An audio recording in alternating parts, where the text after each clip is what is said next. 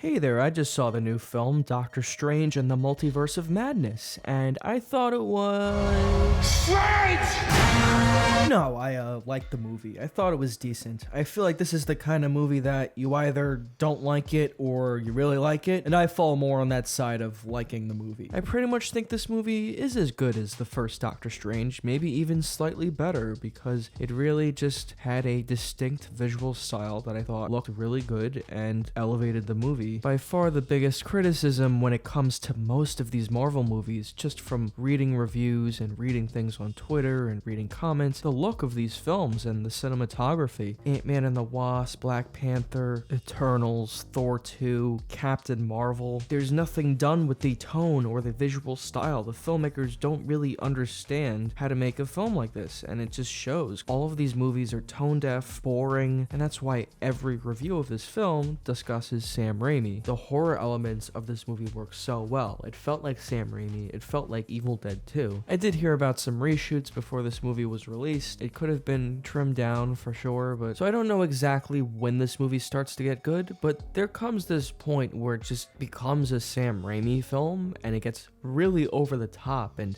campy and silly, almost like Evil Dead 2. And that's when I thought the film got really good, actually. It just goes totally off the rails, and I enjoyed the creativity of the action and just the visuals of the film. While I don't think Doctor Strange quite hits the peaks of Doctor Strange's Multiverse of Madness when it comes to the absolutely crazy action scenes in this movie, I do think the first Doctor Strange is a more consistent movie. The worst thing about the first Doctor Strange is that it's just kind of an average origin story. I don't really think Doctor Strange is one of the best characters in terms of Marvel. I think the movie's really elevated by the style of it and the supporting cast. There's points where I'm like, man, Doctor Strange really could have been in the movie more. He had scenes with Wong. Those scenes were good. I really don't have much criticism with Benedict Wong. I think he's probably one of the strongest actors in both movies and in every movie he's in so far in the MCU. I think he's one of the best parts, and the scenes with him and Doctor Strange are great. I was expecting Mordo to be in it more and be a bigger part of it. This movie might sacrifice some of the consistency within this Marvel Cinematic Universe, but who cares? That's how I feel. Like, really, who cares at this point? No, there's like these continuing threads, but to me anyway, it didn't seem like it was the number one most important thing on this movie's agenda, was tying into everything else. It ties into WandaVision a little bit, but not really. She was kind of the anti-hero protagonist, but she wasn't like killing people like she does in this movie. She's one of the strongest parts in this movie because they made her just the villain, and the Scarlet Witch is just more interesting as the villain, and Elizabeth Olsen was really good in the movie. America Chavez was pretty bad, but I think she could have been a lot worse and a lot more annoying. You know, the stuff with her and her tragic backstory with her two moms, that didn't do much for me. That wasn't very emotional for me, I gotta say. I don't think it was supposed to be. It just seems like an afterthought. I think the movie gets better as it goes along. It really picks up. I liked when it got into the Sam Raimi campiness of the last half. Danny Elfman did the music, which was surprising to me when I saw his name in the credits, and I thought the music was pretty good. I don't have much issue with it. I don't really want to get into spoilers for this movie because it doesn't really matter, but the only thing I am going to spoil, I guess I'll say spoilers right here, is the scene with the cameos, which I just thought was really forced into this movie. And Patrick Stewart came out, and, you know, he was